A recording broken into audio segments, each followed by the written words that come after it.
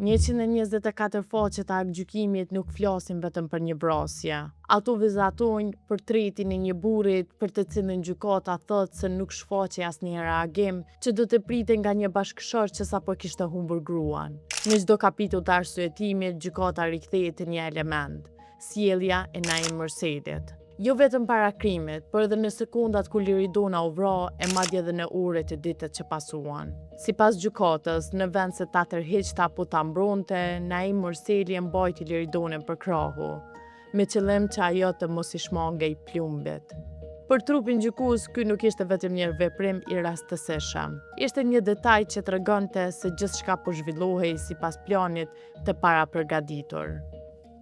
Menjëherë pas të shtënës, sipas aktgjykimit, Naim Mërseli mori fëmijët dhe u largua nga vetura, duke e lënë Liridonën të plagosur rënd. Por ajo që gjykata analizoi gjatë është edhe sjellja e tij pas krimit. Kur familjarët përballeshin me tronditjen, Naim Mërseli ndodhej në një hotel.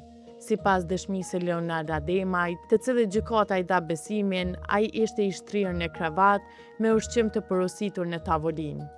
Kur u ftua të shkonte në mart për ta parë për hir të fundit bashkëshorten, fillimisht tha se nuk do të lejohej hyrja. Më pas shkoi vetëm deri te dera, por nuk hyri ta shente trupin. Gjykata ndalet edhe te ceremonia e varrimit. Në aktgjykim përmendet dëshmia se familjarëve u kishte bërë përshtypje qetësia e tij. Jo pse prisnin lot, por sepse, sipas dëshmitarit, Naim Mërseli kishte qëndruar shumë i ftoftë, ndërsa familja po përjetonte dhimbjen më të madhe. Madje, sipas aktgjykimit, ai nuk kishte pyetur për fëmijët për orë të tëra pas vrasjes. Ndërsa ku shkoi t'i merrte, ata nuk kishin dashur të largoheshin me të. Në fund, gjykata arri në përfundim se këto nuk ishin episode të shkëputura. Për trupin gjykues, sjellja para vrasjes, mënyra se si veproi në sekondat fatale dhe qetësia e tij pas krimit, të analizuara bashkë me provat materiale, kamerat, ekspertizat dhe dëshmitë krijuan bindjen se Naim Mërseli nuk ishte një bashkëshort që mbeti viktimë e një grabitjeje, por personi që kishte planifikuar dhe kishte marrë pjesë në ekzekutimin e saj.